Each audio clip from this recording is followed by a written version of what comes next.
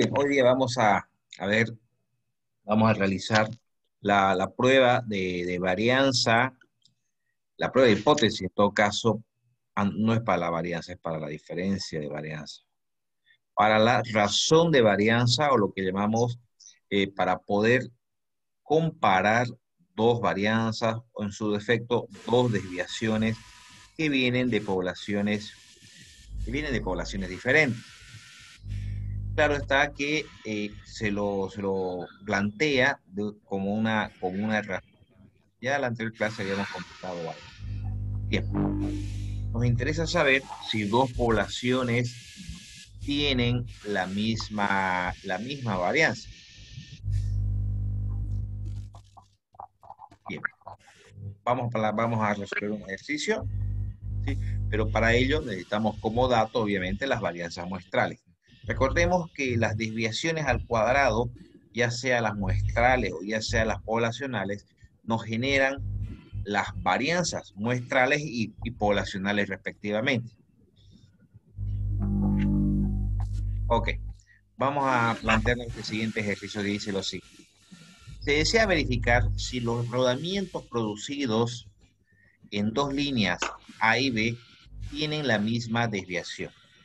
Para ello, una muestra aleatoria de 14 y 17 rodamientos de las líneas A y B, que ese es nuestro tamaño muestral de A14, tamaño 7, las mencionadas muestras arrojan una media aritmética para la línea A y una media aritmética para la línea B. Tenemos los datos. Con sus respectivas desviaciones estándar. Estamos hablando de la muestra, ¿no? Por lo tanto, estas dos desviaciones que obtenemos, tanto de A como de B, son desviaciones muestrales. Y se nos pide que la verificación la realicemos al 5% de significación, o lo que sería el 95% de confianza. Y lo que se nos pide que verifiquemos, les decía, era demostrar que las dos líneas generan la misma desviación, en su defecto la misma varianza. Claro está que la prueba la planteamos como varianza, pero en realidad la varianza, recuerden ustedes en la anterior materia, no tiene una explicación o una definición. En realidad la podemos definir directamente como la desviación estándar al cuadrado. Es más una medida que se utiliza genérica por la que se releva al cuadrado. Bien, ¿cómo planteamos nuestras hipótesis? Por eso que se le llama razón de varianza, porque la forma de plantear es a través de un cociente, a través de una razón. Si ambas poblaciones A y B tienen las varianzas iguales o las desviaciones al cuadrado iguales, por lo tanto, si son iguales, el cociente entre ellas pues será igual a 1, son iguales. Si son diferentes las desviaciones o en todo caso las varianzas, en la hipótesis alternativa colocamos que la razón de ambas varianzas nos da diferente a 1. Ya sea que la varianza A sea mayor o sea menor que la B, pero son diferentes. Por lo tanto, el cociente entre ellas será diferente a 1. De esa manera planteamos nuestras hipótesis cuando nos interese comparar las varianzas o las desviaciones de dos poblaciones diferentes. Bien, entonces lo que hacemos es utilizar la tabla Fisher para poder definir nuestros valores críticos. Es una prueba de igualdad, por lo tanto trabajamos con la gráfica bilateral, aquella que tiene dos zonas de rechazo, a la izquierda y a la derecha. Como vamos a trabajar al 95% de confianza en la parte central, ese 5% de rechazo pues está dividido en dos partes, ¿no? 2,5 a un lado, 2,5 al otro lado. De manera que en este punto crítico que separa la zona de rechazo de la zona de aceptación, estaríamos trabajando acá el 2,5%, y en el otro extremo, el otro punto crítico, pues sería el 97,5, ¿cierto? El 95 de confianza más el 2,5 de la zona de rechazo del lado izquierdo, pues hasta aquí hay un acumulado de probabilidad del 97,5. Entonces son los valores con los cuales entraríamos a la tabla. Pero además de eso, debemos entrar con dos valores, con dos factores, con dos parámetros, como quieran llamar, de los grados de libertad. Los grados de libertad del numerador y los grados de libertad del denominador. ¿A cuál vamos a llamar numerador y a cuál denominador? Ya comentábamos algo en la otra clase. Va a depender de cómo lo estemos planteando acá en nuestras hipótesis. En este caso, la población A le hemos mandado al numerador, por lo tanto, el N de A será el que vamos a utilizar para los grados de libertad del numerador, y la población B la hemos mandado al denominador en las hipótesis. Entonces B va a ser para determinar los grados de libertad del denominador. Bien, los grados de libertad del numerador, que hemos dicho que va a ser la población A, el tamaño muestral de A-1 era, recuerden que nuestros tamaños muestrales son 14 y 17 respectivamente. Entonces, los grados de libertad del numerador, pues en el primer caso, el tamaño muestral de A, que era 14 menos 1, 13, y del denominador, que es para la muestra B, que será 17 menos 1, 16. 13 y 16, y ambos valores se repiten para ambos lados. Serán los grados de libertad, repito, con los cuales vamos a trabajar. Vamos a ir admitiendo a la gente. Bien. Entonces, necesitamos entrar a la tabla. Necesitamos entrar a la tabla con el no, empecemos con el derecho. Otra cosa importante, habíamos visto en la tabla Fisher que solamente tenemos para 4 valores, tenemos para el 90, 95, 97.5% y para el 99. Para poder determinar el valor Fisher crítico del lado izquierdo debemos usar una formulita, así que nos concentramos en el lado derecho primero. Al 97.5% con 13 grados de libertad en el numerador y 16 en el denominador, vamos a ir a la tabla Fisher. Voy a dejar de compartir un ratito para poder compartir la tabla Fisher.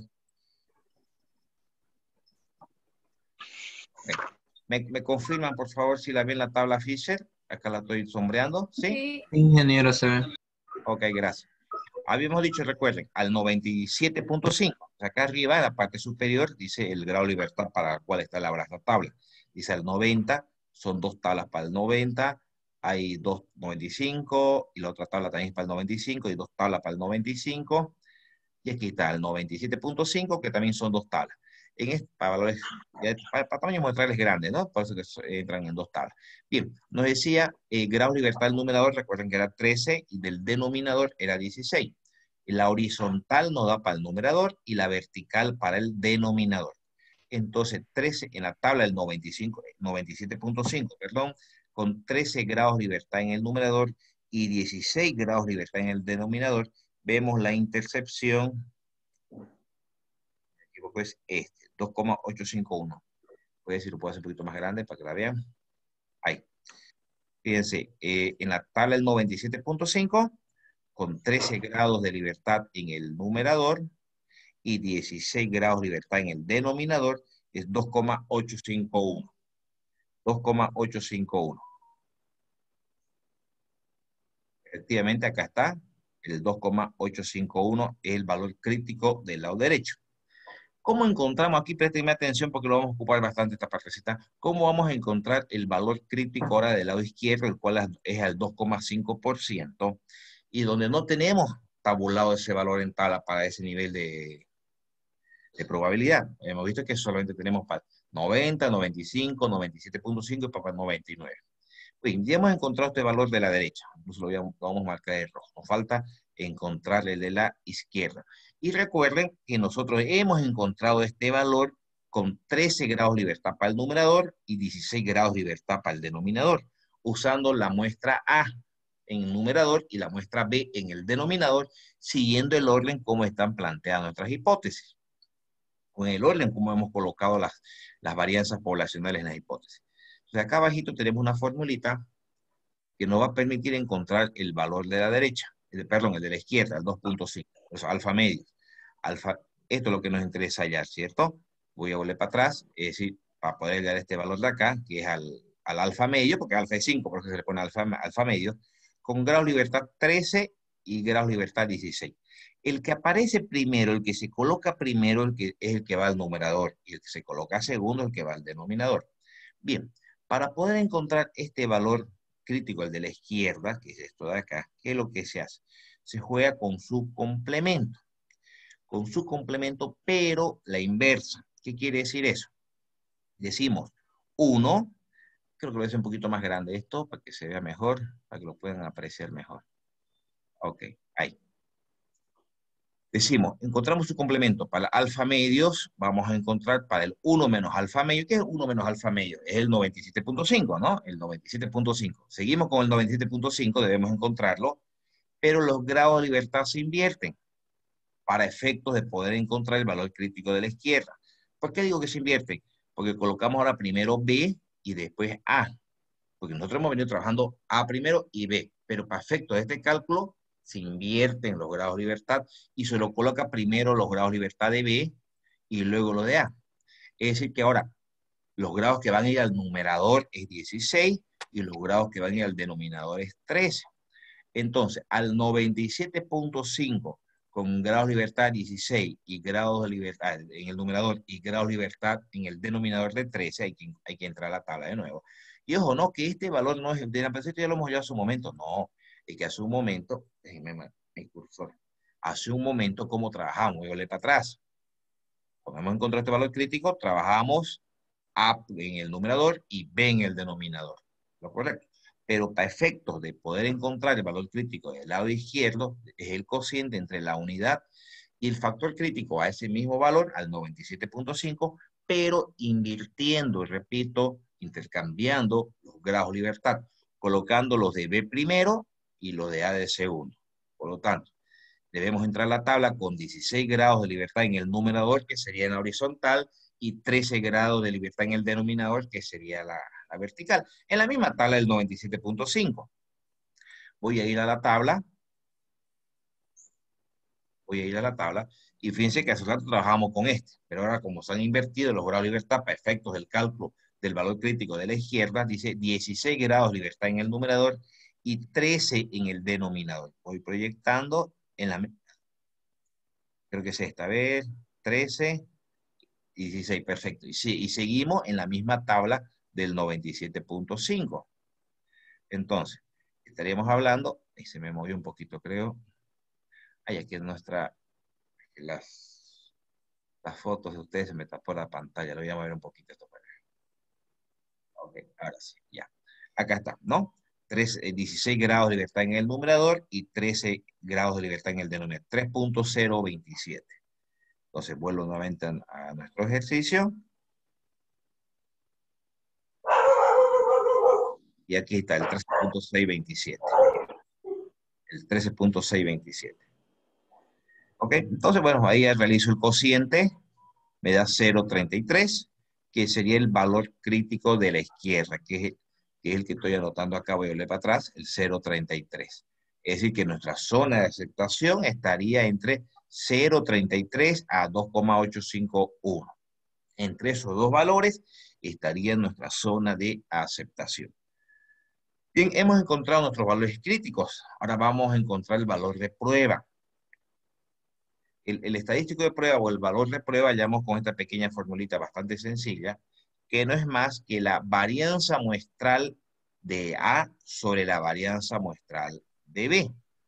Pero la muestral. Y las varianzas, repito, no son más que las desviaciones al cuadrado. Pero ahora, otra cosita importante. El orden también acá. ¿Por qué tiene ese de A arriba y B abajo? El orden en el factor de prueba también va a depender en qué orden, porque nosotros podemos haber planteado aquí la igualdad B sobre A. Claro que sí. Entonces, eso también hubiera alterado acá. Nuestro estadístico de prueba va a estar también en función a cómo hemos colocado el factor A y el factor B y nuestras hipótesis. Y en las hipótesis hemos colocado A al numerador y B al denominador, por lo tanto, eso también lo mantenemos acá en el factor de prueba.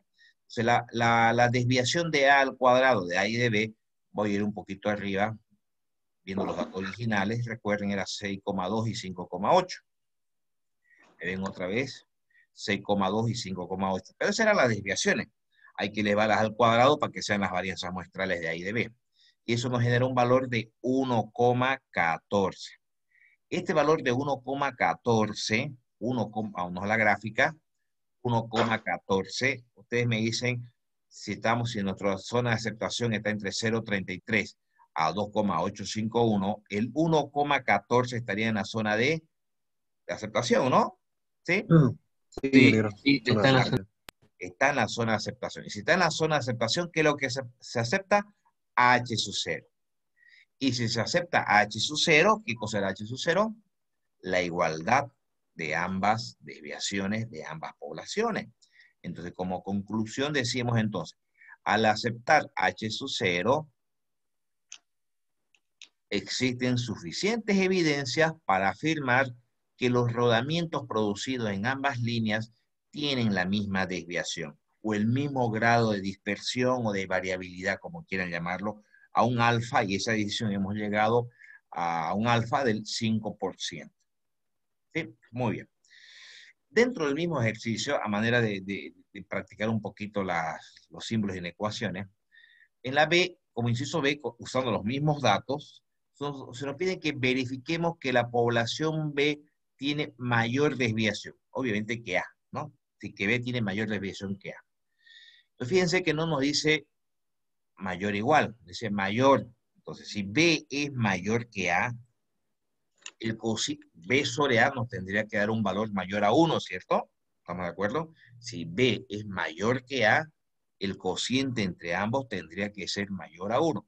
Pero como nos dice solamente mayor y no nos dice mayor o igual, nos vemos obligados que lo que nos interesa investigar, tener que colocarlo. Fíjense que esto es hasta repetitivo, ya lo hemos visto en varios casos.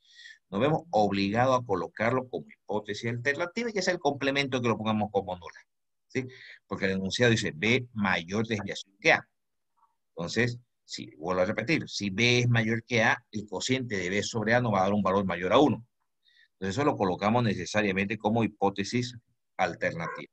Si el enunciado dijera que sea mayor o igual, bueno, ya eso sí lo colocáramos como nula, ¿cierto? Pero bueno, mayor o igual. Ahora, ¿cómo están planteadas estas hipótesis? Y fíjense que aquí no hemos visto, ahora B está en el numerador y A está en el denominador. De manera como planteamos nuestras hipótesis, nos tocaría usar esta gráfica, donde la zona de rechazo está concentrado al lado derecho únicamente, ¿no? Eso lo hemos visto al inicio del texto y lo hemos visto en la primera clase, cómo seleccionamos la gráfica correspondiente a la forma como estén planteadas las hipótesis. Me refiero a los símbolos de ecuaciones. Bien, entonces como vamos a trabajar al 95%, ¿no? La zona de rechazo que está al lado derecho es el 5%. Esta línea que separa la zona de aceptación de la zona de rechazo sería el 95%. Entonces, en la tabla Fisher, al 95%, grados de libertad del numerador, bueno, acá hay un pequeño error, a ver, hay un pequeño error acá, ¿no? En el texto. A este lo estoy notando que hay un pequeño error. Vamos a tener que corregirlo. A esto lo vamos a corregir. Sí, el copy-paste que hacemos a veces en el texto, ahí lo estoy detectando un error. ¿Cuál es el error? Si ustedes se dan cuenta.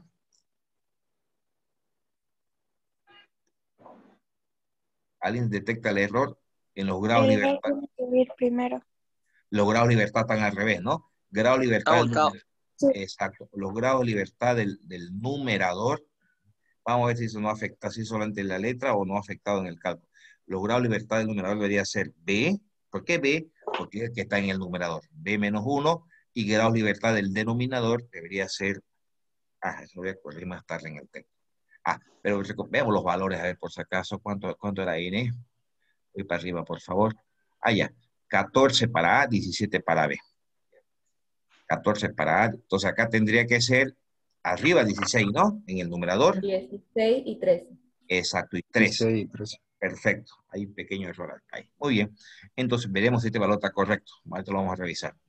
Ahora vamos a tener que corregirlo. Entonces, en la tabla del 95%, con 16 grados de libertad en el numerador y 13 grados de libertad en el denominador. Voy a abrir la tabla de Fisher nuevamente. Acá. Pero ojo, estamos aquí en la del 97.5. Tenemos que ir a la del 95. La otra, la primera acá. En la del 95%, con 16 grados de libertad. Que las fotos me tapan pantalla. 13, acá está el 13. Oye, sí, 16 y este valor. Había estado bien el valor, a veces nomás que no lo habíamos acomodado nomás. Ya, 16 grados de libertad en el numerador y 13 grados de libertad en el denominador. En la tabla del 95% correspondería a un valor de 2,515. ¿Estamos de acuerdo con ese valor, no? 2,515. Me voy nuevamente a nuestro documento. Y efectivamente 2,515. Ya, el valor había estado bien calculado, bien si no este orden que no lo habíamos. Es bueno que lo corrijan en sus textos, por favor, ¿ya? 2,515 es nuestro valor crítico, el valor que separa la zona de aceptación de la zona de rechazo, 2,515. Ahora nos vamos a calcular nuestro estadístico de prueba, que es el cociente entre las varianzas muestrales, fíjense, de B sobre A, manteniendo el orden como hemos colocado nuestras hipótesis, el orden en el cual hemos colocado las varianzas en nuestras hipótesis. Veamos los valores de las varianzas muestrales o de las desviaciones. Es 6,2, 5,8. 6,2 para A. Vuelvo para atrás para el ejercicio.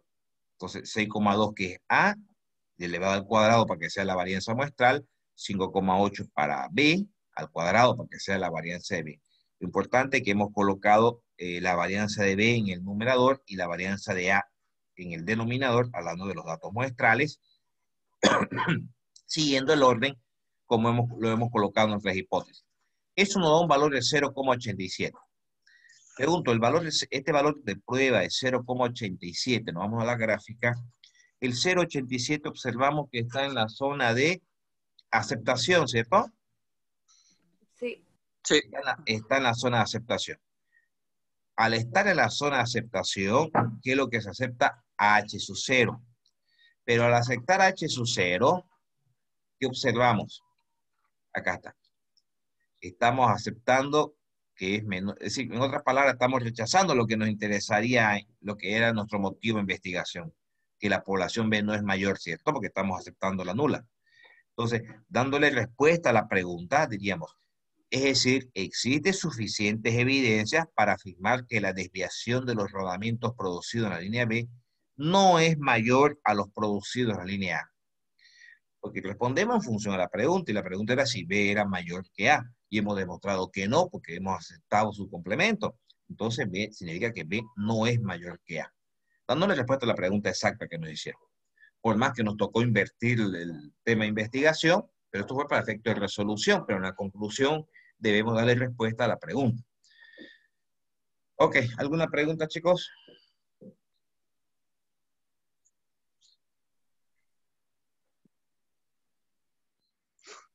¿Entendió, ingeniero? Ingeniero, disculpe. Claro, dime. El 0,87, ¿vamos a trabajar con dos decimales sin redondear o redondeando? No, con que trabajen con dos decimales está bien. ¿Por qué digo que está bien? Porque no les va a marcar diferencia del segundo al tercero para efectos de tomar decisión. Tal vez lo que sí deberían ser lo más exacto posible o trabajar con la mayor cantidad de decimales serían las desviaciones. Porque, a ver, y muy buena pregunta que hace usted, y aquí me voy a detener un ratito para hacer una aclaración. No se olviden que yo en este ejercicio, y voy a volver para atrás, por favor, en este ejercicio acá, yo ya les he dado los n, les he dado las desviaciones y les he dado las medidas aritméticas. Seguramente en los prácticos o en el examen, de repente le voy a dar los datos de A, y se los daré los 14 datos, le daré los datos de B y le daré los 17 datos, y ustedes tendrán que calcular las medidas de media aritmética. Bueno, en este caso solamente necesitamos la desviación. Hasta prueba de, fíjense que las medias aritméticas no las utilizamos para nada acá. Pero para efectos de calcular las desviaciones necesitamos calcular previamente la media aritmética.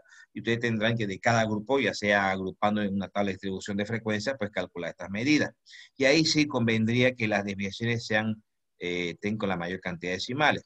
Pero no tanto acá ya en los valores, en el valor crítico. ¿Por qué? ¿Qué pasaría? Y me hizo acuerdo con su pregunta, gracias. ¿Qué pasaría si yo le digo a usted, se acepta o se rechaza si aquí nuestro factor crítico en este ejercicio, donde el punto crítico es 2,851, si el de prueba nos diera 2,844, por ejemplo? Si el factor de prueba, ¿estamos en la zona de aceptación o en la zona de rechazo? Nos diera 2,844 el factor de prueba. Estaría en la zona de aceptación. Está en la zona de aceptación. Y si le dijera 2,854, 2,854 en la zona de rechazo. Muy bien. En la zona de rechazo. Claro, pero acá hay un pequeño problemita para ambos valores. Y el problema, ya yo hablándole ya en la práctica, en la toma de decisiones reales, ¿no?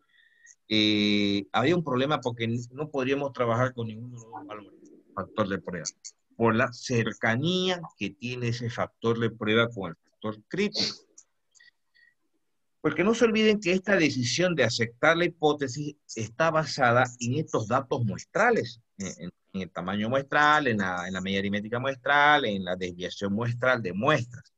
Entonces, estos datos muestrales podrían estar acarreando ciertos errores. Primero, errores de agrupamiento, errores de muestreo, decimales que no se tomaron allá, etcétera, etcétera. Podrían estar acarreando errores, sobre todo en el trabajo de muestreo.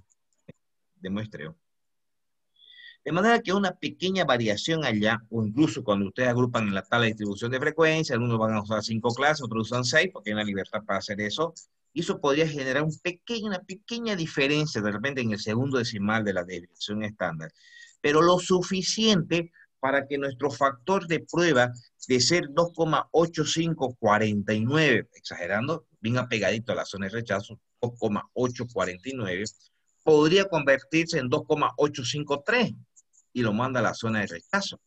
Fíjense, tan facilito sería por una forma de redondeo, por haber usado en vez de 5, haber usado 6 intervalos, o haber tenido unos pequeños errores en el levantamiento de datos que no puede ser así de fácil cambiar la opinión de estar aceptando una hipótesis a pasar a rechazarla. Por una cuestión de redondeo decimales que nos dio 2,849, nos lo pasó a 2,853, cualquiera de estas variantes que les menciono. Entonces, no hemos tenido ese problema hasta ahora, pero cuando nuestro factor de prueba está demasiado cerca al factor crítico, miran, pero ¿cuán cerca? Bueno, no hay en realidad un parámetro de decir a qué llamamos cerca. Entonces es más una decisión personal, ¿sí? En la práctica. Cuando esos valores están demasiado cerca, ya sea que sea aceptando o ya sea rechazando, pero están demasiado cerca, repito, los dos valores, tanto el crítico como del de prueba, no se sugiere tomar una decisión. Se sugiere, en ese caso, decir, no es posible tomar una decisión. Se sugiere repetir la prueba. Y cuando decimos repetir la prueba, nos referimos a hacer un nuevo levantamiento de datos, porque no es seguro la decisión que vamos a tomar, porque puede estar ocasionándose por algunos errores humanos, no errores muestrales. ¿Se entiende, no? Pero eso es más que todo en la práctica. En la práctica. No podemos ser así de rajatabla. Porque fíjense una cosa, esto que parece algo tan sencillito, que es una prueba de hipótesis, son motivos de investigación. Son motivos de investigación. Ahorita que se ha puesto de moda el tema del coronavirus, por ejemplo, los ensayos clínicos que se hacen se resuelven a través de una prueba de hipótesis para medir la eficiencia o no de una vacuna, la eficiencia de una vacuna. Entonces, se tiene que tomar una decisión, sirve o no sirve, se implementa o no se implementa este proyecto, se ejecuta o no se ejecuta. A veces hay miles de dólares invertidos y planteamos el trabajo de investigación, el estudio de mercado, y no puede ser que por un error humano tan pequeñito o por una cuestión de redondeo estemos dejando a un lado un proyecto o lo estemos implementando. Entonces, cuando están muy cercanos los valores, se sugiere repetir, porque hay que estar seguro de la decisión, a pesar que aún así estamos trabajando con un nivel de seguridad y confianza, es necesario repetir la prueba. Pero eso ya en el campo laboral y eso ya en la toma de decisiones reales, si están demasiado cercanos no es bueno. ¿Se entiende, no, chicos, lo que les comento? ¿Sí? ¿Se entiende, ingeniero? Sí, ingeniero.